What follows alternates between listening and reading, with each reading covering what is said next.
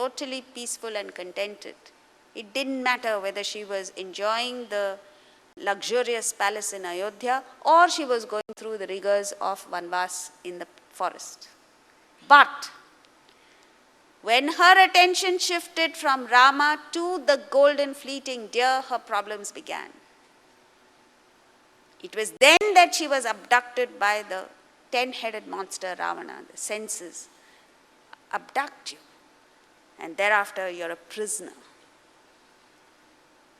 Luckily for us, the Ramayana also shows us the way out. The way out of this prison is Seeta refused to indulge in the enjoyments of the palace. Ravana was ready to give her anything.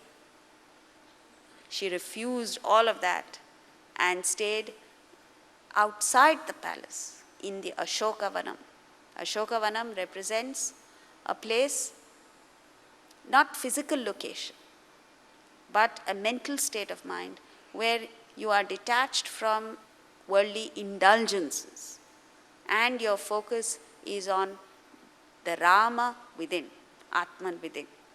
Then you understand the difference between the permanent and the impermanent. Only a person who is rooted in the permanent can engage in the impermanent without getting battered.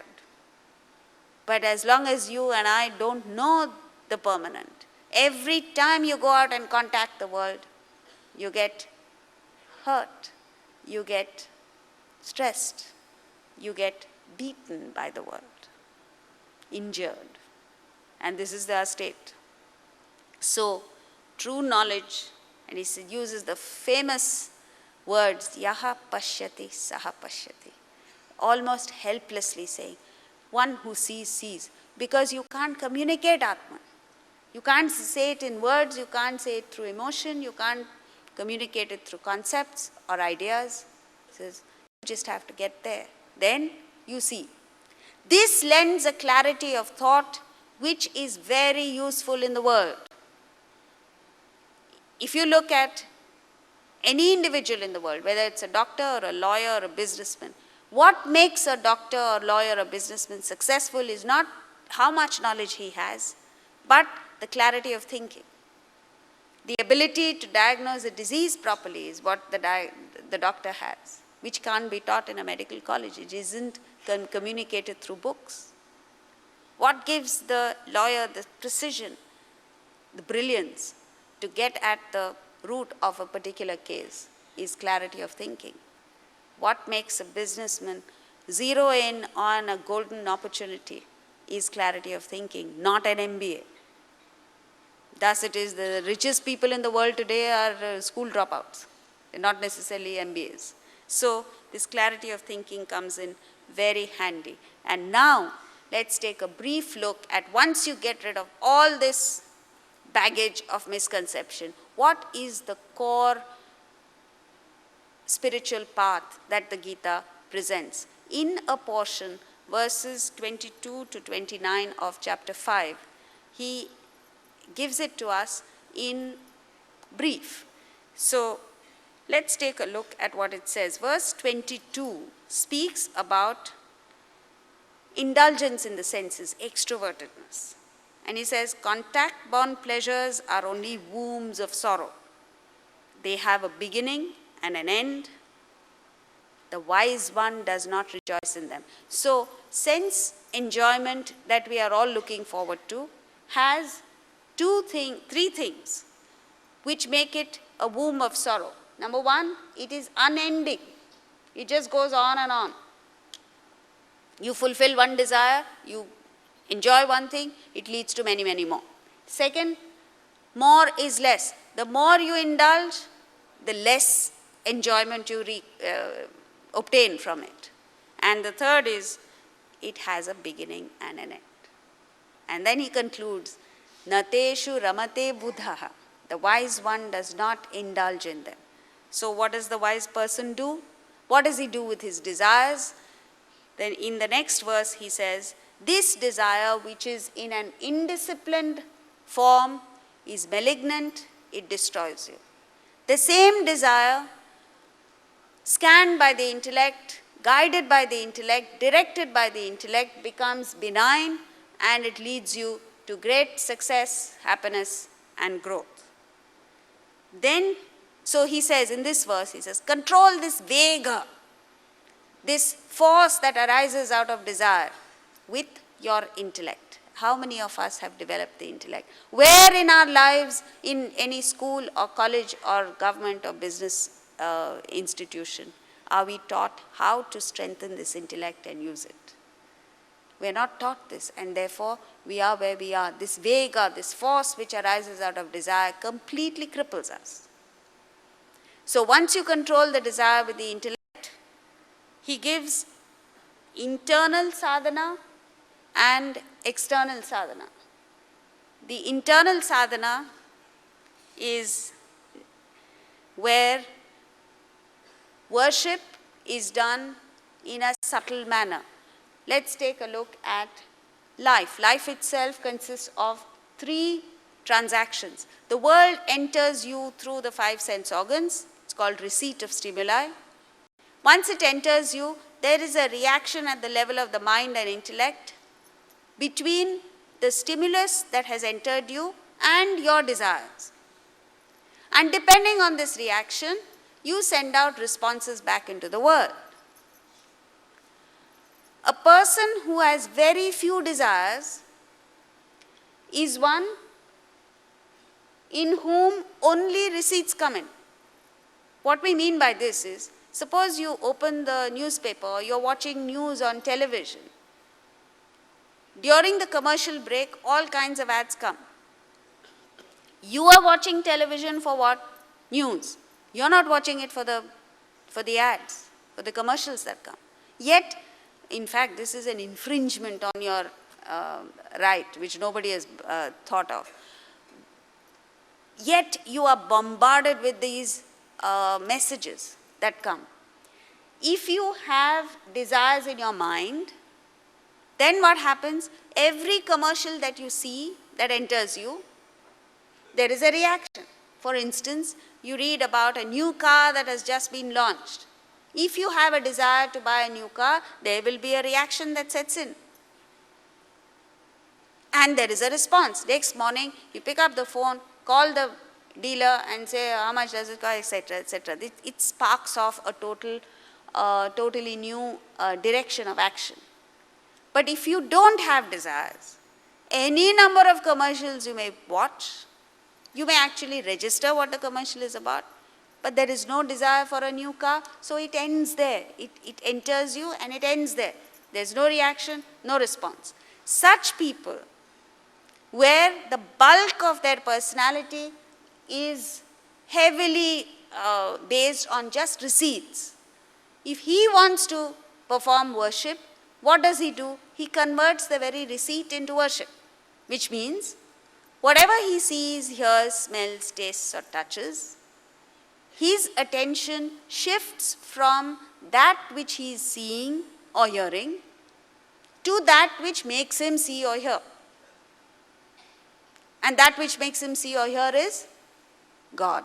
So he's converting his normal everyday activities, which is receipt of stimuli, into worship. It's a wonderful state to be in. We may not be able to do it all the time, but where it is crucial and you're able to apply this, it pays rich dividend. For instance, when you're driving down the roads of Mumbai, not today on a holiday, but on a working day, and there's a traffic jam, what happens? The people cut into you, there's no discipline here, so all kinds of things happen. And before you know it, you're shouting at someone and someone else is shouting at you. So suppose something happens and at a traffic signal, a taxi driver is yelling at you for something that you have done inadvertently perhaps. At that time, if you think of this, it comes in very handy. Because then your focus is not on what the taxi driver is saying.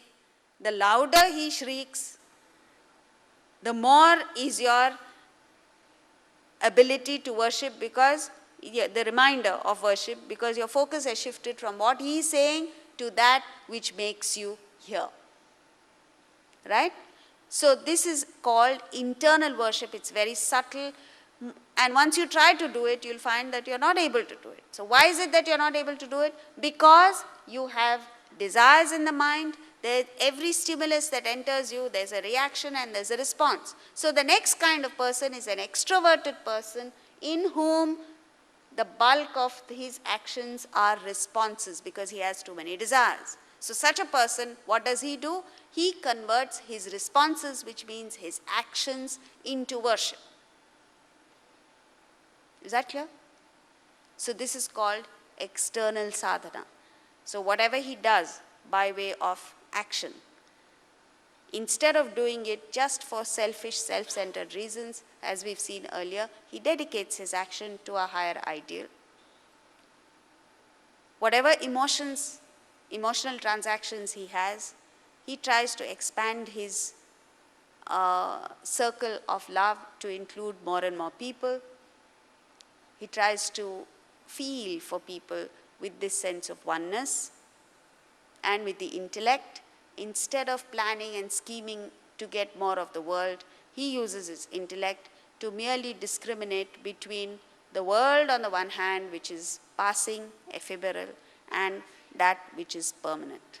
Once you do this, you find life unfolding before you. In Western countries, those of you who have traveled abroad will have noticed that they have what is known as HOV lane. You know what that is? What is HOV? High occupancy vehicle.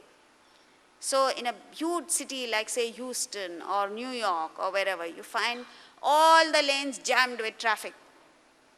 And there's one lane in which there's clear passage of cars. It's called a carpool lane also.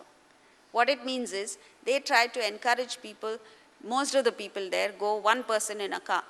So they try to encourage people to carpool for more than one person to go. And the rule is that if you have more than one person, 2 or more people in the car, you can move on to this HOV lane. And then your passage is clear. You go fast through that lane and achieve your destination at least 20 minutes before a person who's traveling alone. In life, most of us get jammed. Why? Because we are concerned only with ourselves. So what the Gita says is, move to the HOV lane, get more people on board, work for the betterment of more than just you, and then you find that your journey through life is effortless. As Krishna says in the 13th chapter, he gives the role of God in various kinds of people. So he says, in a criminal, a person who's doing negative activity, the role of God is merely that of upadrashta. Upadrashta means just a witness. God doesn't participate in what a murderer is doing or what a terrorist is doing. He just enables, he's a facilitator. The moment you turn unselfish, God quickly shifts gears from being upadrashta to anumanta, permitter. You find that when you turn unselfish, it's as if there are forces in the world that are permitting you to do things. Immediately the friction goes. You find life smooth. Then you turn even more unselfish, upadrashta, anumanta, bharta. God becomes a filler. It's almost like at the end of the month you put your salary check into the bank and God puts 20 times that amount in the bank. It's almost literally so. You put in effort towards something and the return that comes to you defy your wildest dreams. Bharta. Then you become an enjoyer, bhokta. And the last is you become the Supreme Lord. So the role of God in different human beings is upadrashta, witness, anumanta, bharta, bhokta, maheshwaraha. You become the Supreme Lord. So friends, the journey that the Bhagavad Gita puts us onto is one where you move from the ordinary mortal human being that you are, this is how we started, to the extraordinary, immortal Maheshwara. This is, as we said, well within the reach of every one of us. In fact, we are born only to get there. And somewhere down the line, we've lost our way so badly that we can't even retrace our steps back. And you will have lived a fulfilled life if you at least make an attempt to get there. The attempt itself is so fulfilling. The attempt itself is so gratifying that then you will not go back to your erstwhile selfish, trivial, petty life that you had lived earlier. Why is it that we are not taking to the higher? Why do we find it so difficult? Because we don't even understand what he's talking about. It's like, suppose you were to go to a 5-year-old child and you give the child, it's the child's birthday, and that little girl you go to and give the child the option of taking a huge slab of chocolate which he loves dearly, very nicely gift wrapped, very attractive as a birthday present. Or in another hand, you have an ordinary envelope, no gift wrapping, nothing, slim envelope with a check for 5 lakhs of rupees.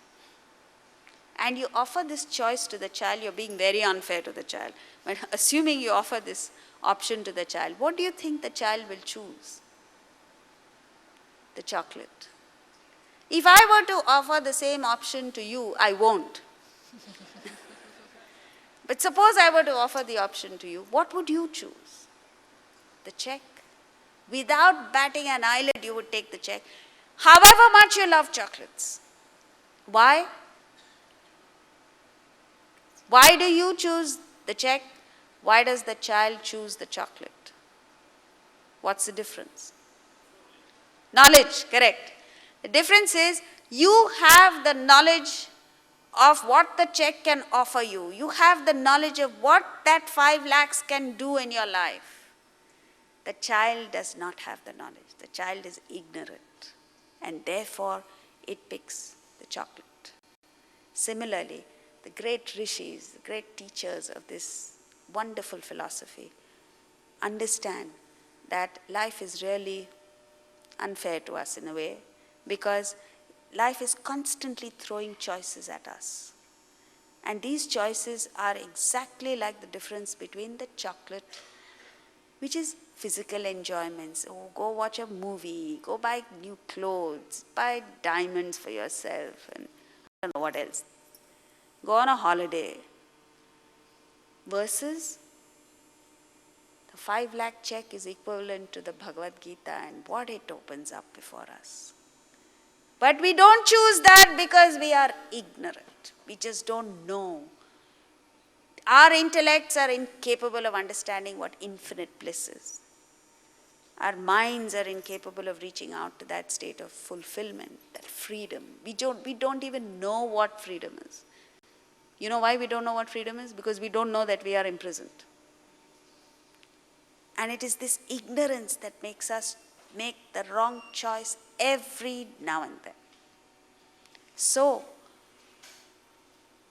these great masters understood this, and therefore, right from childhood, along with the knowledge of physics, chemistry, mathematics, etc., which we had also mastered, worldly knowledge, they also gave us this higher knowledge in bits and pieces, in bite-sized portions, so that you weren't overwhelmed by it. And children were taught through stories, through entertainment, and as the child grew up and the intellect developed, the child asked questions and the knowledge of Vedanta was presented. And by the time the child grew into a full-grown adult, the child had knowledge of the choices that were there before him or her and made the right choice. Today, we don't have this, unfortunately. And therefore, we go through life making the wrong choices. And then when we end up in trouble, we believe if I change my spelling, maybe my fate will change. And so you add an additional S and you add an additional A, and you can do what you like with your spelling. Your destiny will not change until you change your thoughts. The basis of the whole philosophy is, as you think, so you become. So from now onwards, make a sincere attempt to gain this knowledge so that you make the right choices. At least when things go wrong, understand that it is your thinking that has got you where you are, and not your Janam Patrika, or not the spelling of your name, nothing else. Change your thoughts, and by God, your destiny will change. And so, friends, we as inheritors of this great philosophy, we as custodians of this great knowledge, today we can pay homage to these great rishis only by continuing this knowledge dedicatedly, understanding it, living it, and preserving it for future generations as our ancestors did. Thank you.